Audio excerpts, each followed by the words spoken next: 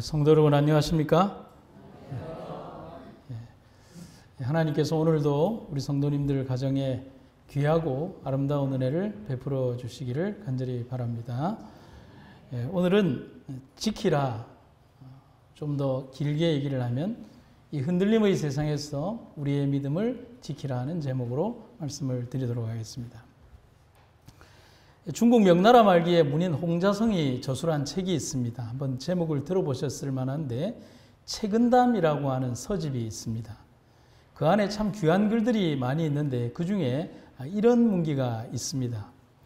못생긴 나무가 산을 지킨다. 참 의미가 남달라요. 내용을 보면 이거죠. 크고 시원하게 쭉쭉 뻗은 나무들은 사람들 눈에 띄어서 조금 어느 정도 자라고 아름드리 나무가 되면 베어져서 산을 떠난다는 거죠. 그런데 못생기고 구부러진 나무는 사람들 눈에 띄지 않아서 결국은 산을 지키는 것은 못생긴 나무가 산을 지킨다는 거예요. 산에 가보면 실제로 그렇지 않습니까? 결국 산을 지키고 푸르게 하는 나무는 멋지고 화려한 나무가 아니라 볼품없고 쓸모없어 보이지만 그들이 결국 산을 지킨다는 것입니다. 그런데 그거 아십니까? 제가 살아오면서 내가 못생긴 나무라는 사실을 뼈저리게 느끼게 되는 겁니다. 교회의 역사는 못생긴 나무의 역사라고 해도 과언이 아닙니다. 이름도 없고 빛도 없지만 오직 하나님께 대한 믿음 하나만 가지고 스스로 빛이 되기보다는 빛을 피우기 위한 심지로 태워지고 또 초가 되어서 자신의 삶을 녹여내는 무명의 그리스도인들이 있었기에 가능한 역사가 바로 기독교의 역사, 바로 이 역사라는 것입니다. 그래서 2000년 기독교 역사에서 가장 평화로운 시기를 보내고 있는 지금의 시간은 폭풍이 그친 듯한 시기처럼 보이지만 실제로는 더 큰 폭풍이 오기 전의 평화의 전조일 뿐이라는 사실이에요. 마지막 어떤 평화의 시기일 뿐이라는 사실입니다. 기독교 역사의 대부분은 고통과 희생 그리고 순교로 이어지는 역사입니다. 여러분, 기독교 2000년의 역사 가운데서 평화가 있었던 시기는 1세기, 지금의 1세기밖에 없습니다. 그 모든 19세기의 역사는 피와 희생과 눈물과 죽음의 역사였다는 사실이죠. 그런데 그들은 오직 하나님께 대한 순수한 믿음과 올바른 말씀의 진리를 지키기 위해서 아낌없는 헌신과 충성을 마다하지 않았다는 사실입니다. 하지만 그들이 그렇게 할 수 있었던 이유가 있는데 그 이유를 바울은 아주 정확하게 묘사해 주고 있습니다. 이 사람들은 모두 믿음을 따라 살아가다가 죽었습니다. 비록 그들은 살아있을 동안에는 약속된 것들을 받지 못했지만 오직 믿음으로 그것들을 멀리서 보고 크게 반겼습니다. 그리고 이 세상, 이 땅에서는 자신들이 잠시 머무는 외국인이며 또 나그네 신세임을 신앙 고백했습니다. 여러분, 제가 여기에 노란색 글씨로 써놓은 부분을 보면 우리가 일반적으로 기대하는 신앙관과는 조금 거리가 있는 부분, 아니 많이 거리가 있는 부분이 있어요. 이거 뭐라고 되어 있어요? 비록 그들은 살아있을 동안에는 약속된 것들을 뭐 했다고요? 받지 못했지만 오직 믿음으로 그것들을 멀리서 보고 크게 반겼습니다. 그리고 이어지는 구절에서 그들이 어떤 모습으로 그리고 어떤 목표를 가지고 살았는지를 더 명확하게 이렇게 알려주고 있습니다. 이것은 그들이 진짜 고향을 찾고 있다는 것을 나타냅니다. 결국 우리가 살아가는 거류하는 이 땅은 진짜 고향이 아니라는 사실인 거예요. 잠시 지나가는 어떤 그런 거류지일 뿐, 그냥 정거장일 뿐 우리들에게 영원한 안착지는 아니라는 사실입니다. 믿음의 부조들이 그렇게 살아 주었기에 오늘의 우리가 있는 겁니다. 과거의 선배들이 희생했기 때문에 오늘의 우리가 있는 겁니다. 그러면 오늘의 우리는 어찌해야 할까요? 이제 우리에게 주어진 그리고 우리가 앞으로 맞이할 시간은 어떤 시간이며 우리는 어떤 선택을 해야 할까요? 지금처럼 여전히 평화롭고 지금처럼 여전히 아무런 일이 없는 내일을 그냥 내일도 기대하며 살아가야 할까요? 여러분, 제가 외국 여행을 다니면서 한 가지 느낀 게 있어요. 왜냐하면 우리나라 공항도 크지만 뭐 예를 들면 샌프란시스코 공항이나 LA 공항은 세계적인 공항이거든요. 거기에서 이 보드판에 이 내용들을 보면 하루에 수많은 비행기들이 떴다가 갔다가 그리고 수십만 명이 한 비행장을 왔다 갔다 합니다. 인천공항도 20만 명이 하루에 왔다 갔다 합니다. 제가 생각을 했어요. 이 많은 시스템 가운데에서 하루만 셧다운이 되면 어떻게 될까? 컴퓨터가 부팅이 되지 않으면 어떨까? 여러분 병원도 그래요. 컴퓨터가 부팅이 안 되면 환자를 받을 수가 없어요. 그런데 그런 일이 어제 일어났잖아요. 마이크로소프트사의 한 프로그램이 잘못 가동이 되면서 미국의 많은 공항들과 유럽의 공항들이 셧다운이 돼버린 거예요. 여러분 그런 일들이 가능하다는 사실이에요. 오늘 우리가 살아가는 이 세상이 어떤 불안한 환경 위에서 서 있다는 생각을 해보지 않으십니까? 이 시스템이 영원하다라고 생각하십니까? 여러분 그런 생각은 빨리 버려야 합니다. 과연 세상은 그렇게 흘러갈까요? 내가 원하는 대로? 여러분 그러기를 바라시나요? 바라기는 하겠지만 세상은 그렇게 흘러가지 않을 겁니다. 왜냐하면 우리가 주님의 재림을 바라듯이 원수인 사단은 자신에게 주어진 종량제 시간을 알기에 자신이 사용할 수 있는 이 마지막 시간을 악착같이 활용해서 살아남으려고 남은 무리들을 공격할 거라는 겁니다. 그래서 우리는 지금 총공격의 누가 하는 총공격이요? 사단의 총공격의 전야에 우리가 그 마지막 끝선상에 서 있다는 사실을 기억을 해야 합니다.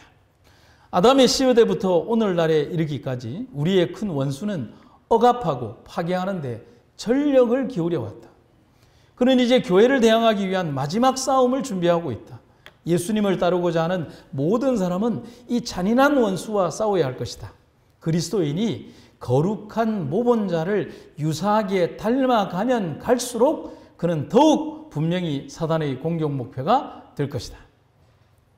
하나님의 사업에 적극적으로 참가하고 악한 자의 기만을 폭로하고 그리스도를 사람들에게 제시하고자 애쓰는 모든 사람은 많은 눈물과 시련 속에서 겸손한 마음으로 주님께 봉사했노라고 말하는 바울의 간증에 동참할 수 있다.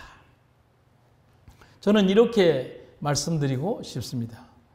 이 마지막 시대를 살아가는 이 땅의 남은 자들에게 말씀하시는 하나님의 명령, 성도들이여 다가올 충격에 대비하자는 겁니다. 혼돈과 흔들림의 거대한 파도가 몰아칠 때에 나를 믿는 것은 아무런 의미가 없습니다. 오직 반석이신 예수님에게 자신을 맡겨야만 가능한 일입니다. 어떤 흔들림과 충격이 다가온다 할지라도 반석 되신 분에게 뿌리를 내린다면 우리는 절대로 흔들리거나 미혹당하지 않을 것입니다. 히브리서 10장 23절 우리 믿음의 고백을 흔들림 없이 굳게 붙들자. 아멘입니까? 같이 힘차게 한번 읽어봅시다. 시작. 우리 믿음의 고백을 흔들림 없이 굳게 붙들자. 아멘. 성경의 예언은 분명하게 세상의 마지막을 경고하고 있습니다. 또한 영감의 기별은 그런 상황과 모습을 더 세밀하고 정확하게 묘사해 주고 있습니다. 결국 성경과 예언의 시는 동일한 기별을 끊임없이 반복하며 우리들에게 말하고 있는 거예요. 그 뭐라고요? 흔들림이 있을 것이다 라고 말해 주고 있는 겁니다. 그 흔들림은 1차적으로는 우리의 믿음의 근본을 흔들려는 사단의 목적이 있지만 그 흔들림을 통해서 하나님은 참 하나님의 백성과 가라지를 분별하고자 하는 겁니다. 사단이 우리에게 흔들림을 줍니다. 그런데 그 사단의 흔들림을 하나님께서 그냥 관망하시는 것이 아니라 그 흔들림 속에서 쭉정이와 알곡을 구분해 내시는 하나님의 또 다른 뜻도 있다는 사실인 겁니다. 침례 요한의 기별에서 우리는 그 모습을 볼 수가 있습니다. 그분은 손에 키를 들고 타작마당의 곡식을 까불러 알곡은 모아서 곡간에 들이고 쭉정이는 꺼지지 않는 불에 태우실 것이다. 하지만 성도 여러분 두려워하지 마십시오. 이 강력한 흔들림을 위해서 두려워할 필요가 없습니다. 아무리 갈대밭 사이에 집 짓고 대나무다 사이에 집 짓고 콘크리트로 땅을 파고 집 지어도 그것 다 소용없습니다. 말씀의 반석 되시는 우리의 반석 되시는 주님에게 뿌리 내리면 됩니다. 그래서 하나님은 그러한 것을 위하여 하나님의 백성들이 준비하시기를 바라며 준비할 시간을 지금 우리들에게 주시는 것입니다. 그리고 지금이 바로 그 시간임을 잊지 마시기를 간절히 바랍니다. 하나님의 일은 사람이 볼 수 있는 어떤 표나 도장이 아니라 영적으로나 지적으로 진리에 굳게 서는 것이며 따라서 그들은 흔들릴 수가 없게 되는 것이다. 하나님의 백성들이 이마에 인을 받고 흔들림을 위하여 준비되자마자 곧 흔들림이 올 것이다. 사실대로 말하자면 흔들림은 이미 시작되었고 하나님의 심판이 지금 이 땅 위에 내려서 우리로 하여금 무엇이 다가오고 있는가를 알게 하신다. 하나님께서 우리에게 흔들림을 허락하실 때에 우리가 그냥 부초처럼 그냥 뿌리도 없이 흔들리기를 바라시면서 그런 흔들림을 허락하시는 분이 아니라는 사실인 거예요.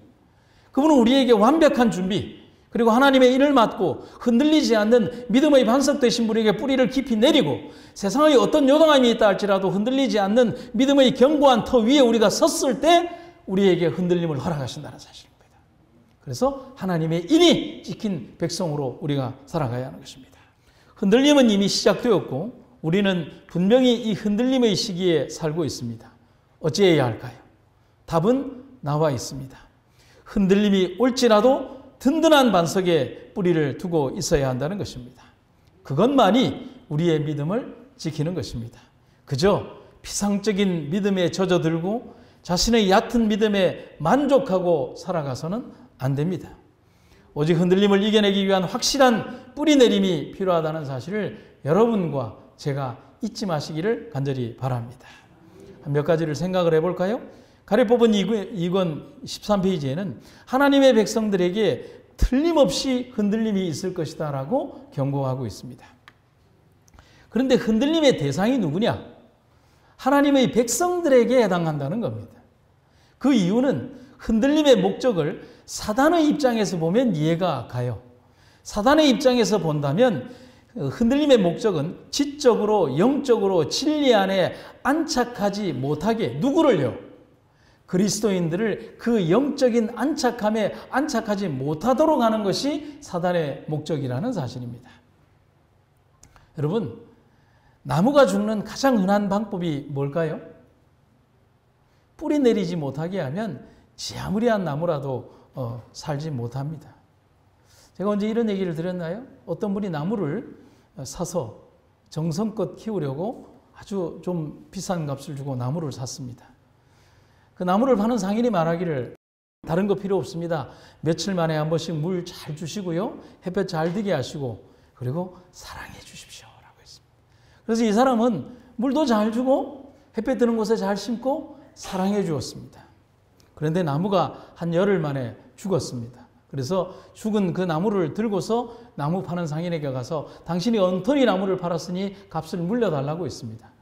근데 이 나무를 파는 상인은 아무리 봐도 억울한 거예요. 이 나무가 죽을 나무가 아니거든요. 제일 좋은 나무를 주고 뿌리가 튼튼한 나무를 줬는데 이 나무가 왜 이렇게 말라서 죽었을까? 선생님이 뭘 했습니까? 선생님 말씀대로 며칠 만에 한 번씩 물 줬고 그 다음에 뿌리 햇볕이 잘 드는 곳에 심었고 그리고 그 다음에는요 사랑했어요. 혹시 그 다음에 뭐 한 거 없습니까? 뿌리가 잘 내려야 된다고 해서 매일 아침마다 가서 사랑해 준 다음에 나무를 뽑아서 뿌리 보고 심고 뿌리 보고 심고 뿌리 보고 심고 그러니까 죽습디다라는 겁니다. 여러분 이런 뿌리가 내릴 수가 있어요 없어요? 못 내리죠. 여러분 뿌리가 내리면 나무는 그때부터 성장하기 시작합니다. 여러분 나무가 성장하기 왜 보면 내가 심은 나무가 성장하지 못하고 그냥 요대로 있을까? 그것은 뭐냐면 뿌리가 아직 이 흙과 완전히 안착되지 못하고 그리고 생명의 수역을 뿌려드릴 수 있을 만한 잔뿌리들이 쫙 펼쳐져서 흙과 뿌리가 한 덩어리가 되어서 그들이 살아갈 수 있는 완전한 대지에 나무와 뿌리가 하나가 되었을 때 그때부터 나무는 성장하는 겁니다. 그 이전까지는 절대로 영양분이나 수분을 제대로 가지나 잎으로 보내지 않습니다. 왜냐하면 뿌리가 살아야 하니까요. 보내지 못하면 나뭇잎은 시들고 가지는 마릅니다. 시들시들해지는 겁니다. 여러분 오늘 우리의 삶 가운데에서 우리 믿음과 신앙의 뿌리가 온전히 그 믿음 안에서 뿌리 내리고 그것이 주님 안에서 열매 맺기 위하여 완전히 결속되어 있는가를 우리 한번 점검해 보시기를 간절히 바랍니다. 30년 40년 뿌리 내리면 뭐합니까? 열매 맺지 못하는 그러한 무화과나무의 비유처럼 잎은 무성한데 어떤 열매도 맺지 못하는 그냥 나무로 서 있는 연명하는, 죽지는 않았지만 산 모습도 아닌 모습으로 겨우 연명하면서 나무로 지탱해가는 그런 신앙으로 살아서는 안 된다는 거잖아요. 결국 꽃도 피우지 못하고 열매도 없습니다. 그냥 시간만 보내는 겁니다. 사람으로 말한다면 살기는 사는데 기쁨도 없고 즐거움도 없어요. 교회를 나왔는데 맨날 어떤 기쁨이 없이 옵니다. 여러분, 이 교회 올 때마다 여러분 기쁘십니까? 아닌가 봐.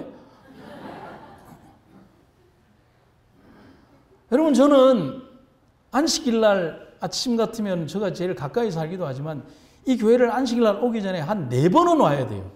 새벽기도 때 한 번 오고요. 또 한 번 또 갔다가 또 다른 거 한 번 오고요. 또 그 다음에 카메라 설치하러 한 번 또 오고요. 그 다음에 진짜로 옵니다. 한 3번째쯤 올 때는 밑에 있는 각 부속실에 어떤 에어컨이나 이런 것들을 다 틀고 습기가 날아가도록 그렇게 한 다음에 정리 안 된 것이 있는 것이 뭔가 이렇게 하면서 쭉 봅니다. 기뻐요. 그러면 제가 교회를 가지고 문을 열고 갈 때마다 우리 집사람이 뒤에 가면서 뭐라고 그러냐면 오지랖이다 그럽니다. 제 성이 왜 오시겠어요? 오지랖이니까 오시죠. 여러분, 거룩한 오지랖이잖아요. 여러분, 사람으로 말한다면 기쁨이 있어야 돼요. 교회 올 때 즐거움이 있어야 합니다. 여러분, 아픈 가슴을 가지고 왔더라도 이 교회 오면 즐겁게 이야기하고 나누다가 돌아가야 되는 거예요. 사단은 흔들림을 통해서 뿌리 내리지 못하는 신앙인들로 만들기를 원합니다. 여러분, 부흥의 그림을 숫자로 표현하면 안 돼요. 물론 많으면 좋겠죠. 많을수록 좋겠죠. 그런데 사단은 그걸 보는 게 아니에요. 사람들이 여기에 있는 사람들 가운데에서 그들이 정말 이 예배에서, 이 안식일에, 이 만남에서, 이 영적 교제를 통해서 이 거룩한 시간에 기쁨이 있느냐 없느냐, 그들이 꽉 열매가 내릴 수 있도록 뿌리 내렸느냐, 성도에 대한 진실한 감사가 있느냐, 함께하는 그 성도의 교제가 있느냐, 감격이 있느냐, 믿음이 있느냐, 그걸 보는 거예요. 살았으나 죽은 교회, 사단이 원하는 교회.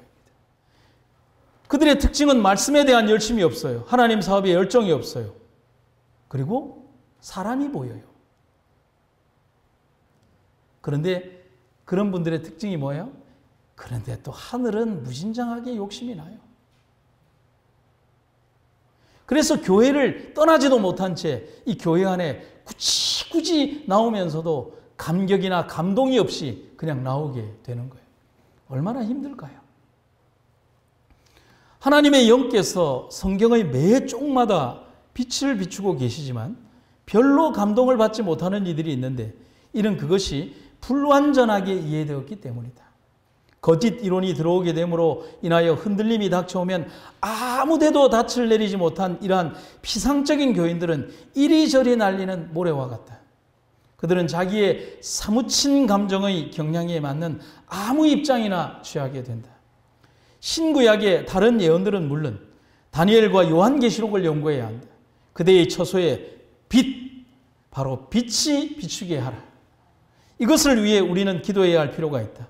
신성한 책갈피 위에 비추시는 성령께서 우리의 이해력을 열어 우리로 하여금 무엇이 진리인지를 알게 하실 것이다. 이런 축복이 여러분과 제게 있기를 간절히 바랍니다. 두 번째는 자서전 92페이지에 흔들릴 수 있는 모든 것은 다 흔들리게 될 거라고 경고하고 있습니다. 사단의 전방위적 공격은 선별적이고 부분적인 공격으로 우리의 입장이나 형편을 전혀 고려하지 않습니다. 여러분, 권투 경기에서 버팅이나 혹은 맞아서 선수의 얼굴이 찢어지고 피를 흘리면 상대 선수는 가장 약한 그 부분을 더 집중적으로 공격하게 됩니다. 여러분, 옛날 권투 경기 보면 있잖아요. 우리나라 선수와 다른 선수가 경기를 하면 우리나라 선수가 복부를 때렸는데 저쪽 선수가 얼굴을 찡그려요. 그러면 아나운서가 뭐라고 얘기합니까? 해설하는 사람이 거기를 공략해야 합니다. 계속 때려야 합니다. 참 잔인한 얘기지만 이 전쟁과 전투에서는 그게 정석이라는 사실이죠. 내가 공격해야 될 대상의 가장 연약한 부분을 계속 집중적으로 공격하여 그를 무너뜨리는 게 전략의 목적이라는 사실인 것입니다. 전쟁은 그런 겁니다. 사단은 흔들림을 통하여 하나님의 백성들을 믿음에서 떠나게 하려고 하는 것이 목적입니다. 그렇다면 그 대상의 범위는 누구누구를 가리거나 어떤 형편을 가리지 않습니다. 모든 믿음의 백성들에게 흔들림을 행할 것입니다. 그런 일이 있을 것입니다. 하나님은 선지자를 통하여 그런 흔들림을 예비하고 준비하라고 하십니다. 그리고 그 흔들림을 견딜 수 있는 가장 중요한 방법을 이렇게 기록하고 있습니다. 과거에 만연되었던 거짓 이론들이 완전히 포기되지 않은 사실을 보게 되었다. 유리한 기회가 오면 그 이론들은 부활할 것이다. 흔들릴 수 있는 모든 것은 흔들릴 것이라는 사실을 잊지 말자. 원수가 어떤 이들의 믿음을 전복시키는 데 성공하겠지만 원칙에 진실한 자들은 흔들리지 않을 것이다. 그들은 시련과 유혹 중에서도 굳게 설 것이다. 주님께서는 이런 오류들을 분명히 지적하셨다.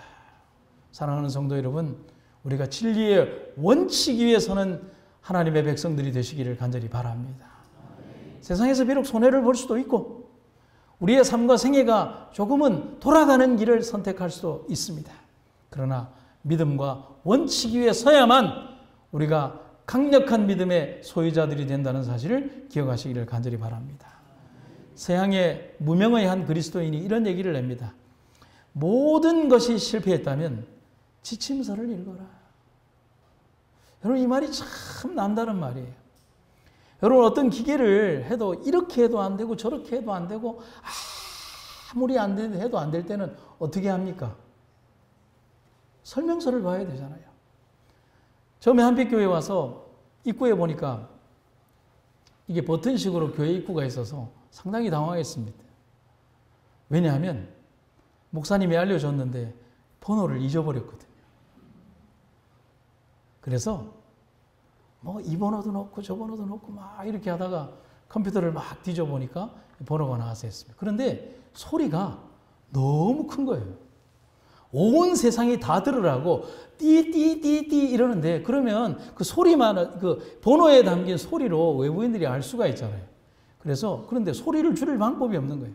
그래서 인터넷을 막 뒤지니까 매뉴얼이 나와서 그 소리를 제가 이만큼이었던 걸 이만큼으로 줄여놨습니다.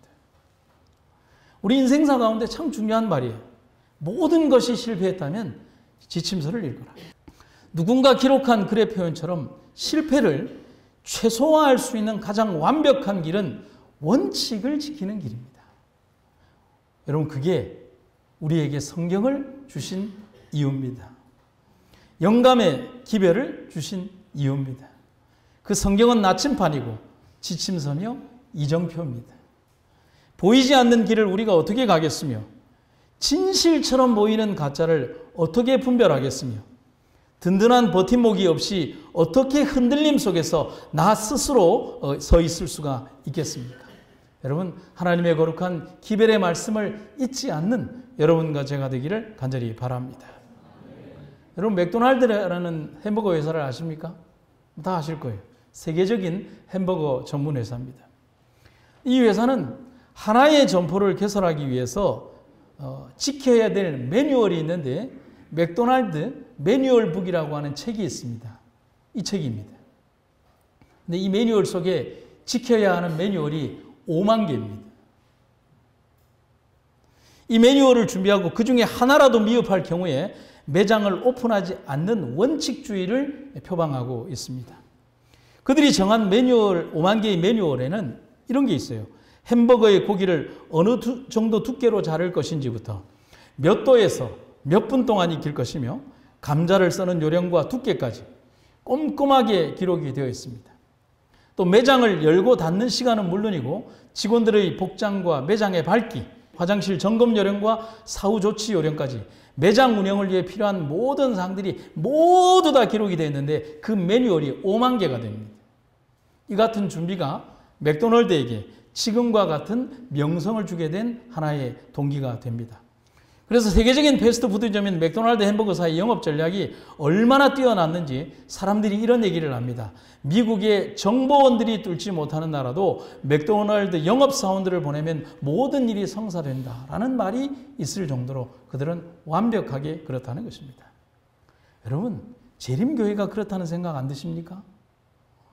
방대한 분량의 예언의 신 매뉴얼북이 우리에게 있습니다. 그것은 성경을 조명하는 작은 빛이자 생활과 삶에서 알아야 되는 중대한 원칙, 음식물과 절제, 세상이 절대로 중요하게 생각하지 않는 아주 작은 일들에서 중요한 삶의 원리들을 아주 세밀하게 우리들에게 일깨워주고 있는 것이 예언의 신입니다. 재림교회가 지금처럼 약해 빠진 형태로 전락한 것은 오늘날의 목사들뿐만 아니라 재림교인 전체에 불어닥친 원칙의 실종 때문에 그렇다는 사실인 거예요. 그것은 오래도록 그리고 집요한 형태로 우리의 근본적인 믿음을 갉아먹었고 지금의 우리들의 모습을 나약하게 만들고 있다는 것입니다. 그저 무늬만 재림교인일 뿐 우리가 세상의 다른 교회들과 다른 것이 무언가를 생각하지 않을 수 없다는 것입니다. 그래서 어떤 분이 이런 얘기를 합니다. 이대로는 희망이 없을 수도 있다고 하는 것입니다. 흔들림을 견딜 수 없을지도 모릅니다. 그래서 우리에게 성경과 영감의 기별은 말합니다. 그 자는 잠에서 깨어나라고 말입니다. 여러분, 제가 한 가지 예를 보여드려야 되는데 이게 제가 새벽 기도회 때 사용하는 성경입니다. 그죠? 예. 우주의 주인이신 하나님이 거대한 우주의 섭리와 원리와 섭리를 우리들에게 다 보여주시고 싶었습니다. 당신의 마음도 우리에게 보여주시고 싶었어요. 그런데 인간의 한계가 그것을 보거나 알 수가 없어요. 여러분, 우주의 끝을 우리가 볼 수 있을까요? 저 먼 은하수의 별들과 하늘의 원대한 원리들을 지금도 볼 수 없는데 우리가 볼 수 있을까요? 근데 하나님은 참 고집이 센 분이라서 보여주고 싶었어요. 그리고 보여주려고 하셨고 보여주셨어요. 그래서 당신의 한쪽 손 위에 우주를 올려놓으시고 다른 한 손으로 우주를 프레스로 눌렀어요. 그랬더니 두께가 나왔는데 그 두께가 요만큼이 됐어요. 그런데 너무 크잖아요. 그래서 하나님은 다시 우주의 한쪽 끝을 잡고 옆에서 밀었어요. 그 폭이 요만큼인 거예요. 너무 길잖아요. 그래서 마지막으로 하나님은 자신의 두 손으로 우주를 잡고 배에다 딱 놓으시고 우주를 쫙 당겨서 완전히 압축하셨어요. 그랬더니만은 그 온 우주의 삼라만상과 창조의 법칙과 하나님의 섭리와 당신의 품성과 우주의 모든 것들이 담긴 것을 이 한 권 속에 인간이 손에 들 수 있는 형태로 만들어 주셨어요. 그게 성경입니다. 이 안에 우주의 모든 것이 담겨 있습니다. 이 안에 하나님의 위대하신 사랑과 측량할 수 없는 은혜가 인간의 언어로 담겼습니다. 영원한 우리의 지침서입니다. 그래서 영국의 법관이자 철학가인 베이컨은 이런 얘기를 합니다. 성경 전체는 하나님의 뜻을 계시하고 있다. 오늘 우리들의 삶에서 하나님께서 말씀하시는 원대한 이 지침서인 이 성경이 마지막 시대에 우리를 지키는 가장 확실한 반석이 된다는 사실을 여러분과 제가 잊지 마시기를 간절히 바랍니다. 여러분들의 믿음을 지키고 싶으십니까? 그러면 말씀 위에서는 여러분과 제가 되기를 간절히 바랍니다. 성경만이 우리의 유일한 피난처가 되어야 한다. 하나님께서는 당신의 말씀 가운데에 계신다. 우리는 과거 어느 때보다도 열심히 일하도록 하자. 자신을 비우고 믿음으로 예수 그리스도를 붙잡으라. 예수님을 그 전체가 사랑스러우시고 만 사람의 뛰어난 분으로 세상에 나타나게 하라. 오늘 여러분과 제가 이 말씀 가운데 서게 될 때 그 사명을 이루는 백성들이 될 것입니다. 마지막 세 번째는 이제 흔들림을 위한 준비를 어떻게 할 것인가. 그리스도인은 모든 기초를 닦아야 한다라고 권면하고 있습니다. 든든한 기초만이 건물을 지탱할 수 있는 힘이 되듯이 우리에게 다가오는 흔들림도 그것을 견딜 수 있는 유일한 방법은 기초에 충실한 그리스도인이 되는 겁니다. 사람들은 단순한 것을 얕보는 경향이 있습니다. 하지만 그 작은 것이 결정적인 역할을 한다는 것을 잊어버리면 안 됩니다. 여러분, 우리의 기억을 20년 전으로 되돌려서 2003년에 우주 비행선인 콜럼비아호가 날아가다가 이 공중에서 폭발하는 사고가 발생을 했습니다. 승무원 7명이 전원 사망했고 잔해가 미국 3개주에 걸쳐서 떨어졌습니다. 원인을 분석하던 중 나사는 충격적인 이 결과를 발표를 합니다. 우주선이 이륙할 때 떨어져 나간 서류 가방 크기의 단열재 때문에 이 비행선이 폭발을 했다는 겁니다. 이 단열재 하나가 떨어져 나가므로 고온의 플라스마 연기를 견디지 못하고 주변의 연쇄 반응의 폭발이 일어났다는 것입니다. 수조 원에 달하는 우주 비행선이 불과 몇 달러 되지 않는 단열재 때문에 폭발한 겁니다. 하지만 이 문제는 이미 지적되었다고 했습니다. 이 재료를 아끼는 것이 의미가 없는데도 불구하고 실무자들이 이 재료의 값을 아꼈다는 것입니다. 작은 것을 소홀히 한 대가는 너무나 참혹한 것입니다. 우리들도 우리에게 주어진 작은 것을 너무나 소홀히 하는 지경에 이르러 왔습니다. 우리의 행동이 잘못인지 아니면 서서히 물드는 타협인지조차 모르게 우리의 생각과 사상은 병들어 가고 있습니다. 과연 이 모습으로, 이 신앙으로, 이 믿음으로 마지막을 견딜 수 있을까 우리 고민해야 합니다. 원칙이 사라진 시대, 말씀의 권위가 사라진 시대, 그 안에서 자신의 믿음은 대단하다고 우쭐거리는 요나 같은 신앙에 사로잡힌 이 땅의 백성들이 자신들이 가는 방향이 니느웨가 아닌 다시스로 가고 있음도 모른 채 배의 주인이 누구인지도 모른 채 만족하며 살아가고 있는지 우리는 슬퍼해야 한다는 사실입니다. 하나님의 도우심으로 이제 이런 일을 성취할 우리의 때는 왔다. 늦은 비가 올 때 하나님의 백성은 하나같이 똑같은 것을 말하게 될 것이다. 이런 경험은 늦은 비와 하나님의 인과 오류로 말미암아 일어나는 흔들림에 대한 피난처를 위해 하나님의 백성을 준비시킨다. 슬픈 일이긴 하지만 오류의 흔들림은 하나님의 교회 내에 가공할 만한 희생을 초래할 것이다. 어디에요? 하나님의 교회 안에 말입니다.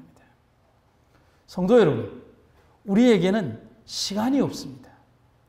더 이상의 지체가 아니라 하나님의 은혜 안에 머무는 우리가 됩시다. 확고한 믿음과 흔들리지 않는 확신으로 원칙과 말씀에 굳게 선 모습으로 마지막을 대비합시다. 그래서 충격에 대비하도록 합시다. 배와 기차 혹은 동력기관들이 무언가에 부딪힐 때 선장이 이렇게 외칩니다. 충격에 대비하십시오. 자신을 강하게 붙들 수 있는 것으로 몸을 묶고 충격 이후에 혼돈을 이겨내기 위한 준비를 하는 것입니다. 분명코 우리는 그렇게 할 것입니다. 자비로우신 하나님은 우리를 위하여 모든 것을 준비하고 계십니다. 하나님의 백성들이 인을 막고 흔들림을 위한 준비를 갖추자마자 흔들림이 올 것이다라고 우리에게 약속하셨습니다. 우리의 이마에 또 마음에 하나님의 인을 맞을 때, 우리가 중보자 없이 설 수 있는 시간이 되었을 때 하나님은 우리에게 흔들림을 허락하게 될 것입니다. 그때까지 하나님은 내 귀퉁이에 바람을 잡고 있는 천사들에게 명령하십니다. 그 후에 나는 내 천사가 땅의 내 모퉁이에 서 있는 것을 보았습니다. 그들은 각자 내 방향의 바람을 꽉 붙잡고 있었는데 그래서 땅 위나 바다 위에 바람 한 점 없었고 나뭇잎 하나 흔들리지 않았습니다. 나는 내가 본 흔들림의 의미를 물었는데 그것은 라오디게아 교인들에게 보내는 참되신 증인의 권면에 기인한 것을 보았다. 나는 크게 흔들림을 당하던 무리에게로 주의를 돌렸다. 주위에서 그들을 지키는 천사들의 무리는 2배로 증가하였으며 그들은 머리에서 발끝까지 갑옷을 입고 있었다. 나는 그 전신갑주를 입고 있는 자들이 큰 능력으로 진리를 선포하는 소리를 들었다. 그것은 효과가 컸다. 나는 이런 큰 변화를 일으킨 것이 무엇인지를 물었다. 한 천사는 그것은 늦은 비와 주님의 임재로 말미암는 새롭게 함, 셋째 천사의 큰 외침이다 라고 대답하였다. 성도 여러분, 지금은 준비할 때입니다. 새로운 시간은 더 많은 준비를 하라는 하나님 은혜입니다. 준비합시다. 하늘에 이르기까지 아무리 힘들어도 우리 방향을 잃지 맙시다. 그리고 우리 함께 하늘에 갑시다. 우리 삶의 마지막 이정표까지, 목적지까지 전진하고 또 전진하고 또 전진하는 여러분과 제가 되기를 주님의 이름으로 축원합니다. 1950년 6.25 전쟁이 터지자 미국의 연합군 총사령관이었던 맥아더 장군이 한국의 전황을 살피기 위해 6월 29일 참모진들의 반대에도 불구하고 한강 인도교까지 도착을 했습니다. 대대와 중대 모두 철수한 상황에서 아무도 없어야 되는 이 한강 인도교 인근에 탄약도 별로 없는데 진지를 지키는 병사 하나가 있는 거예요. 겨우 20살도 채 되지 않는 한 젊은 병사 하나가 거기에 꼿꼿이 혼자서 진지를 혼자 지키고 있는 거예요. 맥아더 장군이 너무 놀라고 이 무슨 일인가 생각해서 그 병사에게 물었어요. 병사, 자네는 왜 여기를 지키고 있나? 이 병사가 거수경례를 한 다음에 맥아더 장군에게 이렇게 대답을 합니다. 저는 군인입니다. 상관의 명령 없이는 절대 후퇴하지 않는 게 군인입니다. 맥아더 장군은 다시 물었습니다. 그러면 너는 언제까지 여기 서 있을 작정인가? 그때 이 병사는 꼿꼿하게 서 있는 부동자세로 맥아더 장군에게 이렇게 대답을 합니다. 새로운 명령이 하달될 때까지입니다. 전세는 위급하고 지휘계통은 사라지고 전우들은 다 죽어나갔고 지휘관들 모두 다 한강 인도교가 파괴되며 도망간 그 상황에서 적들이 바로 코앞에 와 있는 이 백척간대의 죽음의 그 순간이 다가오는 그 순간에도 도망칠 생각을 하지 않고 끝까지 자기 자리를 지키는 이 병사의 투철한 군인 정신을 목격하게 된 겁니다. 맥아더 장군은 그래서 이렇게 자신의 회고록에서 말합니다. 이런 군인이 있는 나라는 절대로 망하지 않을 것이다. 여러분, 역사는 그를 기억하고 있습니다. 신동수 일병이라고 합니다. 결국은 총상을 입고 다리를 절단했지만 그의 노력과 충성이 한 지휘관의 마음에 이 전쟁을 해야 되겠다는 확신을 준 것입니다. 충성된 종의 모습은 가장 감동적인 모습으로 우리에게 다가오는 겁니다. 오늘 우리가 부름받은 종임을 생각한다면 우리 역시도 삶의 마지막 순간까지 그리스도의 곁을 떠나지 않는 가장 아름다운 주님의 군사가 될 것입니다.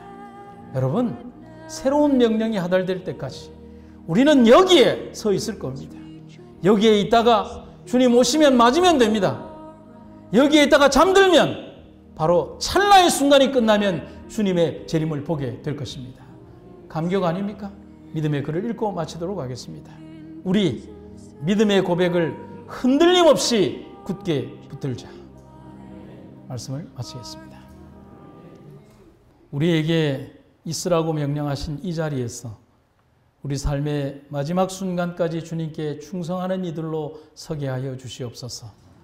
바람이 불어오고 태풍이 몰아치고 땅이 흔들린다 할지라도 흔들림 없이 서 있을 수 있도록 우리를 붙들어 주시옵소서. 세상의 바람아 우리에게 아무리 불어닥친다 할지라도 우리는 반석 되신 주님과 함께 있음을 잊지 말라고 외치면서 주님의 그 그리스도의 병사로서 이 세상 가운데 등대로 살아가는 우리들의 삶이 되게 하여 주시옵소서. 하나님 아버지, 앞으로 2주 동안 이 교회를 지켜주시며 주님의 거룩한 은혜와 성령의 도우심이 함께하도록 주님 인도하여 주시옵소서. 예수님의 이름으로 기도드립니다.